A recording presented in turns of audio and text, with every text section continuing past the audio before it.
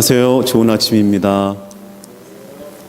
네, 할렐루야로 인사를 할지 안녕하세요로 인사를 할지 잠깐 고민하다가 우리 찬양을 통해 하나님 앞에 또 영광 돌리고 저도 찬양을 인도하는 사람이기도 하지만 오늘 귀한 찬양 참 풍성하고 또 하나님께서 귀한 은혜 우리 가운데 허락하신 줄로 믿습니다. 여러분께서 기도하시는 것처럼 이제 이 찬양의 풍성함처럼 담임 목사님도 하나님의 시기에 잘 정해져서 말씀도 풍성한 복된 교회 될 수 있기를 주님의 이름으로 축복합니다. 다시 한 번 더 잠깐 기도하겠습니다. 주신 하나님 감사합니다. 하나님께서 오늘 이 자리에 또 이 시간에 부족한 종을 세우신 줄로 믿습니다. 하나님께서 이 종을 붙들어 주시고 종이 약하고 부족한 것은 십자가 뒤에 감추어 주시고 물론 주님께서 이 비오리아 한인 장로교회에 원하는 말씀을 부족한 종을 통해 전하게 하여 주시옵소서. 성령으로 충만하게 하여 주시고 말씀을 전하는 종이나 말씀을 듣는 모든 성도들도 함께 은혜 받는 복된 시간 되게 하여 주옵소서. 감사드리며 우리 주 예수 그리스도 이름으로 기도드립니다. 아멘. 하나님의 은혜와 사랑이 오늘 이 시간 하나님께 예배하는 모든 분들께 함께 하시기를 축복합니다. 또 하나님의 은혜로 하나님께서 사랑하시는 비오리아 한인 장로교회에서 이렇게 모든 성도님들을 만나게 돼서 반갑고요. 또 개인적으로는 또 설교할 수 있는 그런 기회 또 주셔서 감사를 드립니다. 만남에 관한 이야기를 할 때 저는 늘 이런 이야기를 합니다. 많이 들어보셨을 텐데요. 우리의 만남은 우연이 아니라는 겁니다. 네. 합력하여 선을 이루시는 하나님께서는 그 만남을 통해서 우리의 삶 속에 역사하시는데요. 제 삶 가운데 좋은 만남들 정말 많았습니다. 그러나 인간적으로 볼 때 어떤 경우에는 함께하고 싶지 않았던 그런 관계들도 있었지만 그러나 오히려 하나님께서는 그런 만남들을 통해서 저의 모난 부분들을 깎아주시고 또 변화시켜 주셔서 하나님께서 저를 조금씩 예수 그리스도의 형상을 닮아가는 그러한 성숙한 사람으로 변화시켜 주셨습니다. 오늘 예배를 통한 우리의 만남, 우리 모두에게 우리 서로에게 힘이 되고 또 위로가 되고 소망이 되는 그런 만남이 될 수 있기를 진심으로 축복합니다. 저는 한국의 한려해상국립공원에 속해 있는 경남 통영에서 예수님과는 전혀 상관이 없는 그런 가정에서 태어났습니다. 제가 태어나기 전 풍수지리를 보던 무당과 비슷한 그런 분이 저희 집안에 곧 눈의 장애를 가진 그런 아이가 태어날 것이라고 예언을 했다는데 그 예언 후에 태어난 아이가 바로 저입니다. 그래서 제가 태어났을 당시에는 정말 그 예언이 적중해서 제가 태어났을 당시에는 그 오른쪽 눈에 검은 눈동자가 아예 없었답니다. 근데 좀 시간이 지나고 세월이 지나니까 조금씩 검은 눈동자가 이제 보이기 시작했는데요. 그것이 저희 부모님께는 막연한 어떤 희망을 줬던 것 같습니다. 사실 7살 전에만 병원에 가서 제대로 치료만 받았다면 눈의 위치라든지 시력도 다 회복할 수 있었을 텐데 시골이어서 그랬는지 아니면은 제 치료에 들어가는 그 비용이 저희 가정 형편에 너무 큰 부담이 됐는지는 알 수 없지만 제가 병원에 갔을 때는 이미 그 시기는 늦어지고 말았습니다. 그런 와중에도 참 감사했던 것은 뭐냐면 제가 10대 시절에 사춘기를 겪지 않았습니다. 그래서 정신적인 방황하지 않고 그냥 공부에 집중하면서 제가 가고 싶었던 대학교와 그 학과에 들어갈 수 있었습니다. 그러나 사춘기는 누구나 겪죠. 제가 대학에 입학하자마자 저는 눈 때문에 굉장히 많이 고통스러웠고 사람들이 나를 어떻게 볼까, 내가 아무리 열심히 해도 사회에서 받아주지 않을 것이다라는 그런 아픔을 갖고 저는 그때 사춘기를 겪게 됐습니다. 혹시 알고 계시는지 모르겠지만 대학생들이 겪는 사춘기를 뭐라고 하죠? 대춘기라고 합니다. 요즘에는 학생들이 너무 학원에 공부에 치여서 그런 정신적인 방황하지 못하다가 대학 때 가면 부모님들이 다 풀어주지 않습니까? 그래서 그런지 의외로 저처럼 대학생 때 사춘기를 경험하는 학생들이 많아서 이 대춘기라는 또 새로운 용어까지 등장하게 됐습니다. 저는 이 대춘기를 겪으면서 제 인생 자체가 완전히 무너지는 것을 경험했는데요. 절망 가운데 소망 없이 지내던 저는 하루하루 참 무의미하게 살았습니다. 그리고 남들에게는 크게 내색하진 않았지만 또 제가 여러분 보시기에도 좀 이렇게 착해 보이지 않습니까? 그렇죠. 그래서 다른 분들에게는 다른 친구들이나 뭐 하숙집 주인이나 그 누구에게도 내색은 하지 않았지만 제 속으로 참 많은 소가리를 했습니다. 하루에도 몇 번씩 감정이 막 왔다 갔다 하고, 그러니까 제 마음을 제 스스로가 추스를 수 없는 그런 상태까지 이르게 됐습니다. 사실 그 이전부터 여러 사람들을 통해서 예수님께서는 제 마음의 문을 두드리셨습니다. 그러나 제가 어떻게 했을까요? 참 교만했었습니다. 그런 예수님의 부르심에 저는 매번 거절했습니다. 그러나 대춘기를 겪으면서 인생의 바닥을 쳤던 저는 제가 먼저 어쩔 수 없이 주님의 그 부르심에 마음의 문을 활짝 열 수밖에 없었고, 저는 예수님을 제 인생의 주인으로, 제 삶의 구세주로 영접했습니다. 이제 예수님을 영접한 지 25년 정도 지났습니다. 그러면서 제가 몇 년 전부터는 이런 고백까지 나오더라고요. 그전에는 제 인생의 가장 큰 고민, 가장 큰 문제였던 이 눈에 대한 부분이, 이 눈이 이렇게 된 것도 하나님의 은혜구나. 아멘. 우리의 약함, 우리의 부족함, 이 모든 것도 하나님의 은혜인 줄로 믿습니다. 저는 아직 오른쪽 눈이 고침받는 기적은 아직 경험하지 못했지만, 하나님께서는 제 영혼과 육체를 강건하게 해주시고 또 새롭게 해주셨습니다. 그 하나님께서 지금 이 시간에도 저뿐만 아니라 여러분에게 동시에 새롭게 해주시고 또 강건하게 해주시고 다듬어 가신다는 사실을 믿으시기를 바랍니다. 오늘 본문 말씀 요한복음 6장 1절부터 15절 말씀, 우리가 너무나 잘 아는 말씀입니다. 저를 비롯해서 많은 분들이 성경 중에서 좋아하는 부분일 것 같기도 합니다. 이집트 노예 생활에서 벗어나 광야 생활을 했던 이스라엘 백성들에게 하나님께서 하늘에서 만나와 메추라기를 통해 먹이셨죠. 그와 같이 이제 하나님께서는 사람의 몸을 입고 이 땅에 오셔서 빈들에 모인 수많은 사람들에게 보리떡과 물고기로 그들의 배를 부르게 하셨다라는 것입니다. 지금도 살아계셔서 우리와 함께 하시는 그 하나님, 우리의 예배를 받으시는 그 하나님은 어제나 오늘이나 영원토록 변함없이 동일하신 하나님이신 줄로 믿으시기 바랍니다. 또한 그 하나님께서 우리의 삶에 풍성한 하나님의 은혜로 채워줄 줄로 저는 믿습니다. 오늘 오병이의 기적의 말씀은 요한복음뿐만 아니라 마태복음, 마가복음, 누가복음, 요한복음 모두에 기록되어 있습니다. 마태복음 14장 21절 말씀을 보면 이 오병이어 기적을 체험한, 즉 배부르게 먹었던 그 사람들의 숫자를 여자와 어린 아이 외에 5,000명이라고 기록되어 있습니다. 그렇다면 적어도 10,000명 이상의 사람들이 오병이어의 기적을 체험했다는 말이 되는데요. 떡 5개와 물고기 2마리, 그것도 어떤 번역본에서는 이 물고기 2마리를 작은 물고기 2마리로 해석하고 있습니다. 근데 이 조그만 것을 가지고 수많은 사람들의 저녁을 해결했다는 이 사실, 이것이 기적이죠. 이거 믿으십니까? 제가 예전에 신학 공부할 때 이런 얘기도 들었습니다. 이걸 그대로 믿을 수가 없다는 거죠. 어떻게 보리떡 5개와 물고기 2마리 가지고 10,000명이 넘는 사람들을 먹일 수 있나? 이건 말도 안 된다. 거기에 모인 사람들이 준비해왔던 그 도시락을 잘 나눠서 그래서 이루어진 것이 오병이어다라는 그런 신학자도 있다고 하더라고요. 저는 그거 믿지 않습니다.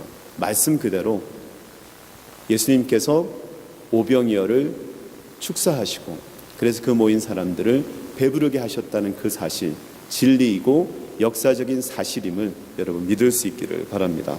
저는 이 말씀을 대하면서 저에게 보너스로 더해지는 그런 감동이 있는데요. 오늘 본문 말씀 중에서 요한복음 6장 11절 말씀을 같이 읽겠습니다. 요한복음 6장 11절 말씀. 네. 준비되셨습니까? 자, 시작. 예수께서 떡을 가져 축사하신 후에 앉아있는 자들에게 나누어 주시고 물고기도 그렇게 그들의 원대로 주시니라. 아멘. 제가 어떤 부분에서 감동을 받았을까요? 11절 후반절에 보면 그들의 원대로 주시니라 입니다. 이 하루 종일 굶었다고 치고요, 하루 권장량만 나눠줘도 괜찮지 않습니까? 아니면 요기가 될 정도로만 줘도 거기 모인 사람들, 뭐라고 할 사람 아무도 없었을 것입니다. 왜냐하면 그 상황은 누가 뭐래도 그렇게 보리떡과 물고기가 나눠졌을 때 이거 웬 떡이야? 뭐 이런 분위기였기 때문에 떡 한 덩어리와 물고기 한 마리만 줘도 감사합니다, 감사합니다 하는 그런 분위기였기 때문에 굳이 배부르지 않아도, 원대로 주지 않아도 괜찮은 상황이라는 겁니다. 그런데 오늘 말씀에서 함께 읽은 것처럼 예수님께서는 그들의 뭐대로요? 원대로, 그들이 원하는 대로 예수님께서 주셨다라고 말씀하고 있습니다. 그러니까 어떻게 됐습니까? 12절 말씀 앞부분을 보면 그들이 배불렀다고 했습니다. 다른 복음서에서는 이 부분을 다, 즉 모두라는 뜻의 이 단어를 사용해서 그들이 마음껏 그리고 충분히 그리고 넘치도록 먹었다라는 것을 보여주고 있는데요. 마태복음 14장 20절 상반절과 마가복음 6장 42절에서는 다 배불리 먹고라고 나와 있고요. 누가복음 9장 17절 상반절 말씀에는 먹고 다 배불렀더라 이렇게 되어 있습니다. 어디 배부르기만 했습니까? 여러분이 잘 아시는 것처럼 오병이어의 기적 후에는 보리떡을 남은 것을 거두었더니 몇 바구니요? 12바구니가 남는 그와 같은 역사가 나타났다는 것입니다. 조금 더 가볼까요? 보리떡과 물고기의 맛 어땠을 것 같습니까? 성경에는 나와 있지 않지만요, 모르긴 몰라도 그 맛 또한 일품이지 않았을까 제가 생각을 해봅니다. 아무리 배가 고파도 맛없는 거 배부르게 먹을 수 있습니까? 없습니까? 웬만하면 안 먹죠. 제가 믿기는 예수님께서 기적을 통해 베풀어 주셨던 이 오병이어는 맛 또한 일품인 그러한 보리떡과 물고기였다고 저는 믿습니다. 다른 복음서를 참고해 보면 오병이어 기적을 행하기에 앞서 예수님께서는 목자 없는 양 같은 이스라엘 백성들을 불쌍히 여기시고 그들 가운데 있는 병자들을 고쳐주셨고요. 또 하나님 나라와 그리고 여러 가지 이야기들로 그들을 가르치셨습니다. 또 영혼의 양식을 주셨던 그 예수님께서는 그들의 육적인 배고픔 또한 외면하지 아니하시고 아까 말씀드린 것처럼 아주 맛있는 것으로 그들의 배를 부르게 하셨다라는 것입니다. 저를 따라 함께 고백해 보실까요? 참 좋으신 하나님, 긍휼과 자비의 하나님, 사랑과 은혜가 풍성하신 하나님. 이 부분은 좀 크게 했으면 좋겠습니다. 참 좋으신 우리 아버지. 아멘. 근데요, 우리가 살다 보면 이렇게 좋으신 하나님이신데 우리의 좀 이렇게 마음 깊숙한 곳에서 고백되어지지 아니하는 때를 경험하게 됩니다. 하나님이 안 계신 것 같고요, 하나님이 나만 미워하시는 것 같고, 내가 그렇게 열심히 기도하는데도 불구하고 하나님께서 전혀 기도에 응답하지 않는 그런 하나님의 부재의 그 상황을 경험하게 되면 우리는 하나님이 참으로 좋으시다라고 고백하기 좀 힘듭니다. 그런데요, 그런 가운데서도 우리가 고백해야 될 것은 하나님은 참 좋으신 분이다, 이 고백인 줄로 믿습니다. 그 시간들이 지나고 나니까 알겠더라고요. 보통 우리가 이민 생활을 하게 되면 산전수전을 겪었다라고만 얘기하지 않고 산전, 수전, 그 다음 뭐죠? 공중전, 조금 더 확장하면 우주전까지 하셨던 분들이라 그런 많은 일들을 겪으면서 그런 고난의 터널들을 지나고 나니까 고난의 터널을 지날 그 당시에는, 그 속에 있던 그 당시에는 정말 억지로 고백했던 그 고백이었지만 터널들을 통과하고 나니까 어떻던가요? 마음 깊숙한 곳에서부터 그래, 역시 하나님은 좋으신 분이시다. 역시 하나님은 신실하시다. 그런 고백 다들 해보셨죠? 아멘. 앞으로의 우리의 삶에도 그와 같은 고백 계속해서 할 수 있기를 바랍니다. 저를 따라 다시 한 번 더 고백했으면 좋겠습니다. 참 좋으신 하나님, 긍휼과 자비의 하나님, 사랑과 은혜가 풍성하신 하나님, 참 좋으신 나의 아버지. 아멘. 우리 모두 변함없이 이렇게 고백하며 살 수 있기를 바랍니다. 우리가 고백한 대로요, 이런 하나님을 여러분의 삶 속에서 깊이 있게 체험할 수 있기를 주님의 이름으로 축복합니다. 우리 6장 9절 말씀을 같이 읽겠습니다. 6장 9절입니다. 시작. 여기 한 아이가 있어 보리떡 5개와 물고기 2마리를 가지고 있나이다. 그러나 그것이 이 많은 사람에게 얼마나 되겠사옵나이까.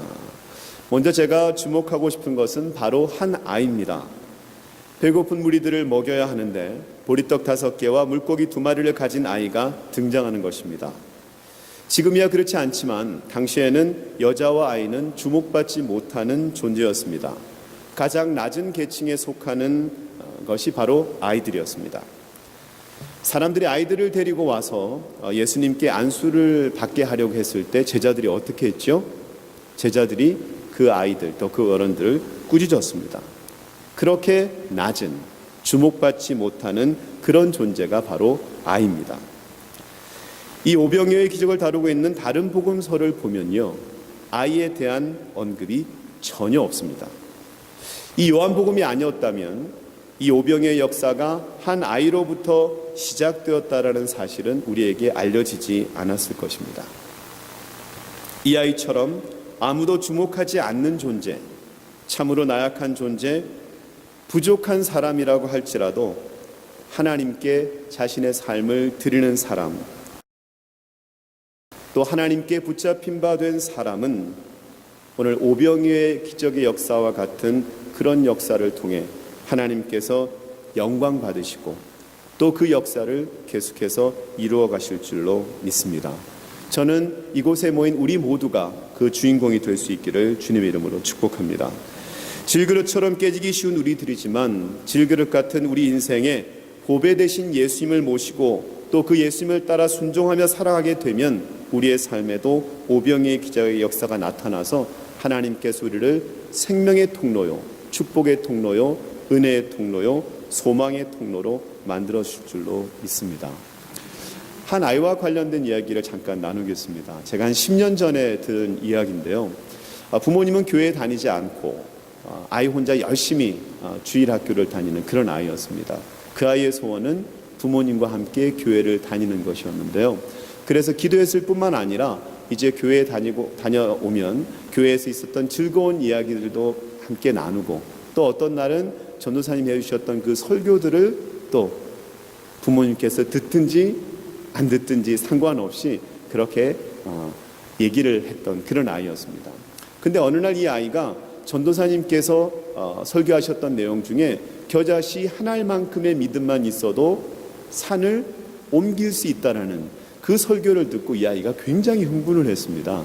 그래서 집에 돌아와서는 아빠에게 아빠 오늘 제가 설교를 들었는데요, 전도사님께서 우리가 겨자씨만한 그 조그만 그 믿음만 있어도 산을 옮길 수가 있대요. 그 아버지의 반응이 어땠을까요? 냉담했겠죠. 무슨 또 이 뜬구름 잡는 소린가, 무슨 이 황당무계한 소린가. 그러면서 그 아버지는 믿어주지 않죠. 그러면서 얘를 교회에 가게 내버려뒀지, 얘가 점점 이상하게 되네, 이렇게 나오는 겁니다. 근데 이 아이는 전혀 그런 아버지의 반응에도 굴하지 않고 계속해서 겨자씨 한 알만큼의 믿음만 있다면 산이 옮겨진다고 계속해 주장하는 겁니다. 이를 듣다 못한 그 아버지는 이렇게 얘기합니다. 그럼 좋다. 우리 집 앞에 저기 산 보이지? 저 산이 만약에 옮겨진다면 내가 교회 갈게. 만약 여러분이 그 아이였다면 어땠을까요?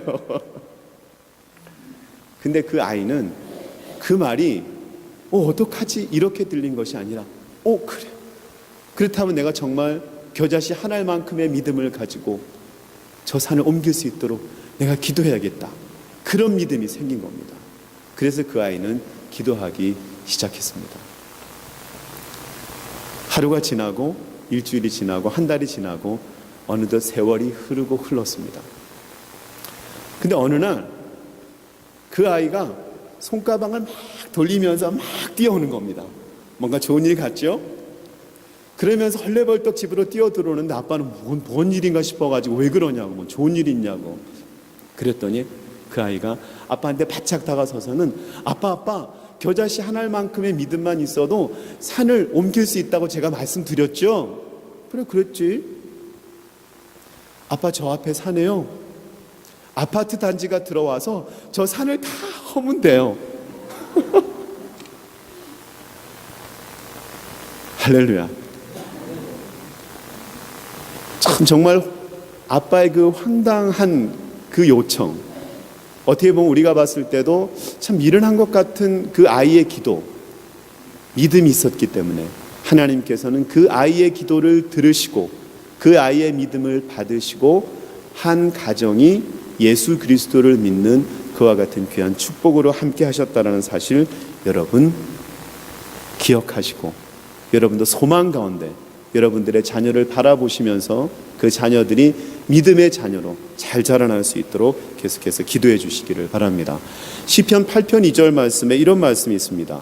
주의 대적으로 말미암아 어린아이들과 젖먹이들의 입으로 권능을 세우시며 이는 원수들과 보복자들을 잠잠하게 하려 하심이니이다.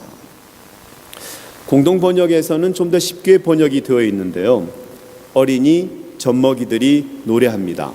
이로써 원수들과 반역자들을 꺾으시고 당신께 맞서는 자들을 무색해 하셨습니다. 아멘. 어린이와 젖먹이들의 찬양과 기도는 우리가 생각하는 것보다도 더 강한 힘을 가지고 있음을 증거하고 있습니다. 에스더 일니스키라는 분은 이 말씀을 배경으로 Let the Children Pray라는 책을 썼습니다. 이 책이 한국어로도 출판이 돼서 어린이들로 기도하게 하라는 책이 출판이 됐는데요. 저도 이 책 아주 참 재밌게 읽었습니다.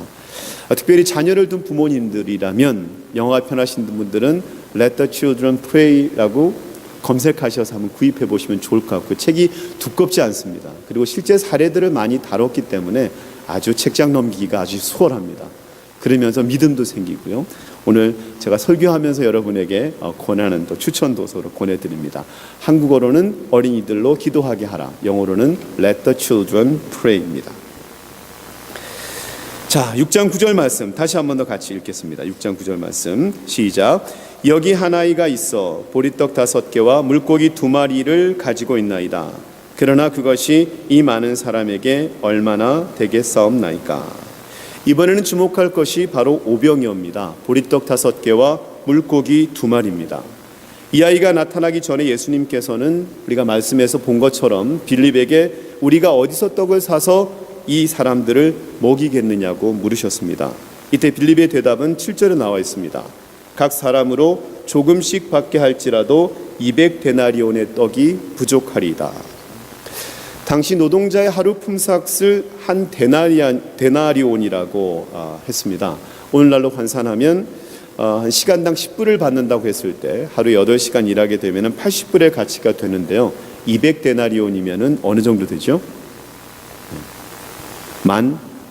16,000불 정도 맞죠? 네, 16,000불이 되는데, 이것도 넉넉하게 주는 것이 아니라 그 사람들에게 조금씩 나눠줘도 200데나리온 16,000달러가 필요하다는 겁니다. 그렇기 때문에 이어서 나오는 9절 말씀에 안드레의 그 반응, 보리떡 5개와 물고기 2마리를 보고 말했던 그 안드레의 반응이 지극히 당연합니다. 그것이 이 많은 사람에게 얼마나 되겠사옵나이까. 빌립도 맞았습니다. 안드레도 맞았습니다. 그러나 하나님의 역사는 그것을 초월해서 역사한다는 사실 믿으십니까? 하나님의 역사는 비이성적이거나 비논리거나 비합리거나 비상식이 아니라 하나님은 상식을 초월하고 논리를 초월하고 이성을 초월한 초상식, 초논리, 초이성이라는 사실입니다. 전 여러분에게 권면하고 싶습니다. 우리가 경험했던 것, 우리가 가진 지식으로 하나님의 역사를 제한하지 마시기를 바랍니다. 때로는 우리가 경험했던 그 하나님만을 고집하며 하나님의 역사를 가둬두기도 합니다. 여러분, 그렇게 하지 마시고 우리가 경험했던 모든 것들, 그것이 신앙적인 경험이라 할지라도 또 우리가 배웠던 많은 지식들, 그것도 다 내려놓으시고 하나님의 역사 앞에 여러분의 마음을 활짝 열 수 있기를 주님의 이름으로 축복합니다. 하나님의 역사는 때를 따라 다른 경우가 있죠. 우리가 말씀을 통해서 보면 알 수 있듯이 광야 생활을 할 때 하나님께서 반석에서 물을 내게 하실 때 처음에는 모세에게 바위를 치라고 말씀하셨죠. 그 다음에는 어떻게 하라고 말씀하셨습니까? 치는 것이 아니라 바위에게 명령하라고 말씀하셨습니다. 우리는 어떻게 보면은 우리의 가진 그 신앙의 경험으로 계속해서 물을 얻기 위해서 바위만 칠 수 있는 그런 사람이 될 수가 있습니다. 또 반대로 우리는 계속해서 바위에게 명령만 하는 사람이 될 수가 있다는 것입니다. 우리의 경험들 다 내려놓고 하나님께서 성령을 통해 감동하시는 대로 열어놓고 순종하며 나아갈 수 있는 저와 여러분 될 수 있기를 주님의 이름으로 부탁드립니다. 수많은 사람들에 비해 턱없이 부족했던 오병이어, 사실 손을 내밀기도 부끄러웠던 그 오병이어를 예수님께서 기쁘게 받으셨습니다. 11절 말씀에 나와 있는 것처럼 예수님께서는 그 오병이어를 가지고 감사 기도를 하시고 많은 사람들에게 원하는 대로 맛있는 보리떡과 물고기를 원대로 나눠주셨습니다. 참으로 부족한 것이었지만 예수님께서 역사하시니까 그 오병이어로 참으로 행복한, 아마 그들의 인생에서 잊을 수 없는 가장 행복한 저녁 만찬이 아니었을까 싶습니다. 한 아이와 오병이어, 한 아이는 상징적으로 남들이 주목하지 않는 존재, 부족하고 약한 존재 그 자체를 말한다고 볼 수 있습니다. 오병이어는 그런 사람들이 가진 것, 특별히 남들이 볼 때는 보잘것없는 것이지만 자신이 가진 모든 것을 말한다고 볼 수 있습니다. 사랑하는 피오리아 한인 장로교회 성도 여러분, 나는 약하고 부족해서, 그리고 나는 가진 것이 없다고 낭망하거나 주저앉아 있지 마십시오. 나는 할 수 있는 게 아무것도 없다고 주저앉아 있지 마십시오. 그 모습 그대로 내가 받은 하나님의 은혜 어떻게 보답할까 생각하고 기도하시면서 여러분의 삶을 주님의 영광을 위해서 드릴 수 있기를 바랍니다. 십자가의 대속의 은혜로 용서받지 못할 사람이 없다라는 것 여러분 잘 아실 것입니다. 마찬가지로 하나님께 순종하며 자신의 삶을 드리는 그런 사람들, 하나님께서는 얼마든지 복의 통로로 사용할 수 있다는 사실을 믿으시기를 바랍니다. 저 역시도 참 못났던 사람이었습니다. 저는 지금도 저의 부족함을 느끼면서 주님 앞에 나아갑니다. 남들과 비교하면 그렇게 내세울 것도 없는 사람인데 주님께서 가라 하시면 가고, 주님께서 앉으라 하면 앉고, 또 주님께서 이끄시는 대로 그렇게 순종하며 나아가기를 원합니다. 이 자리에 선 것도 그런 순종함 속에 제가 섰습니다. 저는 알 수 없지만 하나님께서 오래전 예비하신 계획이 있으셔서 이 자리에 세우셨고, 하나님께서 이 자리를 통해 저에게 필요한 것인지 여러분 모두에게 필요한 것인지 제가 말씀드릴 수는 없지만 하나님께서는 우리 가운데 필요한 대로 역사하신 줄로 믿습니다. 마지막으로 한 가지 더 나누고 싶은 부분이 있습니다.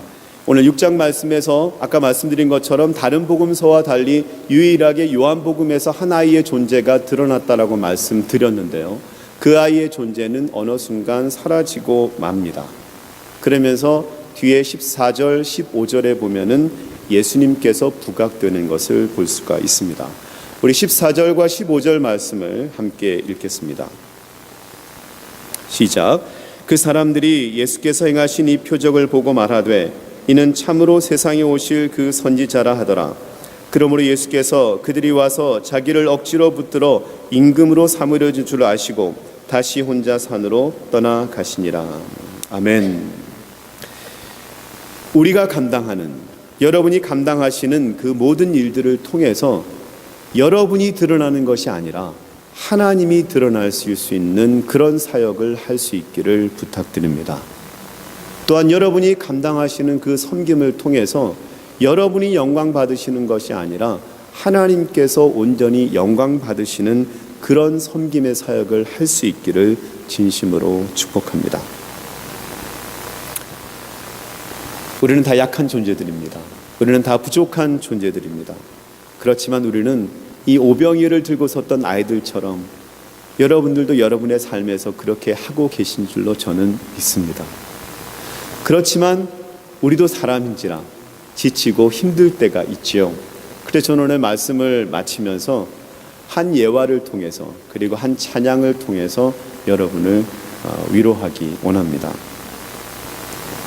어떤 시골의 통나무 집에 질병으로 몸이 허약한 한 남자가 살았습니다.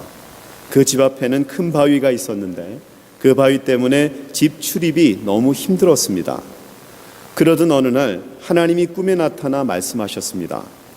사랑하는 아들아, 집 앞의 바위를 매일 밀어라. 그때부터 그는 희망을 가지고 매일 바위를 밀었습니다. 어느덧 8개월이 지났습니다. 점차 자신의 꿈에 회의가 생겼습니다. 이상한 생각이 들어 바위의 위치를 자세히 측량해 보았습니다. 그 결과 바위가 1인치도 옮겨지지 않은 것을 발견했습니다. 그는 현관에 앉아 지난 8개월 이상의 헛수고가 원통해서 엉엉 울었습니다. 바로 그때 하나님께서 말씀하셨습니다. 사랑하는 아들아, 왜 그렇게 슬퍼하느냐? 그가 말했습니다. 하나님 때문입니다. 하나님 말씀대로 지난 8개월 동안 희망을 품고 바위를 밀었는데 바위가 전혀 옮겨지지 않았습니다. 하나님께서 말씀하셨습니다. 나는 너에게 바위를 옮기라고 말한 적이 없단다. 그냥 바위를 밀라고 했을 뿐이다. 이제 거울로 가서 너 자신을 보렴. 그는 거울 앞으로 갔습니다. 곧 그는 자신의 변화된 모습에 깜짝 놀랐습니다. 거울에 비춰진 남자는 병으로 쇠약한 남자가 아니라 건강한 모습을 한 근육질의 남자였습니다. 동시에 깨달음이 스쳐 지나갔습니다. 지난 8개월 동안 밤마다 하던 기침이 없었구나. 매일 기분이 상쾌했었고 잠도 잘 잤었지. 하나님의 계획은 바위의 위치를 변화시키는 것이 아니라 그를 변화시키는 것이었습니다. 그의 변화는 바위를 옮겼기 때문이 아니라 바위를 밀었기 때문에 생겼습니다. 우리 앞에 놓여진 바위가 조금도 움직이지 않았지만 그 바위 때문에 기도하고 단련되어 자신이 만들어지고 변화되어지는 섭리가 있음을 믿습니다. 이런 말이 있습니다. 힘이 드십니까? 여러분에게 지금 힘이 생기고 있습니다. 찬양 인도자여서가 아니라 저는 찬양을 참 좋아합니다. 찬양을 통해 받는 은혜가 많고 특별히 제가 새신자로서 신앙생활할 때는 내 영혼이 그 깊은 데서 그 찬양을 부르는 가운데 하나님께서 놀라운 평안으로 함께하여 주셔서 제가 하루에도 수십 번씩 바뀌던 그 마음, 불안했던 그 마음이 너무나 고요한 마음으로 바뀌었습니다. 그래서 제가 그 은혜를 받고 얻은 별명이 있습니다. 제 아내가 붙여준 별명인데 천하태평입니다. 그렇게 하나님께서 제 마음 가운데 평안을 허락해 주셔서 어렵고 힘든 일이 닥쳐온다 할지라도 그것이 두렵다기보다는 하나님께서 새롭게 하신 일들을 기대하면서 믿음으로 한 걸음 한 걸음 나갈 수 있게 됐습니다. 오늘 축도 전에 부르게 될 찬양이 순례자의 노래인데요. 또 그때도 같이 부르시고 지금도 좀 같이 불렀으면 좋겠는데요. 특별히 순례자의 노래는 제가 너무 힘들면 부릅니다. 특별히 2절 가사에 보면 이런 가사가 있습니다. 아득한 나의 갈 길 다가고 저 동산에서 편히 쉴 때 내 고생하는 모든 일들을 주께서 아시리. 내 고생하는 모든 일들을 주께서 아시리. 아멘. 여러분의 고생과 수고 누가 알아주지 않는다고 너무 서운해하지 마십시오. 하나님께서 모두 다 알고 계십니다. 행한 대로 갚아주시는 그 하나님께서 여러분의 고생과 수고를 다 갚아주실 것입니다. 오늘 우리 그런 믿음을 가지고 이 찬양을 부르면서 또 위로받으시고 다시 한 번 더 하나님을 위해 오병이어의 그런 축복의 주인공이 되는 그런 삶으로 살아가기를 결단하면서 이 찬양 함께 부르겠습니다.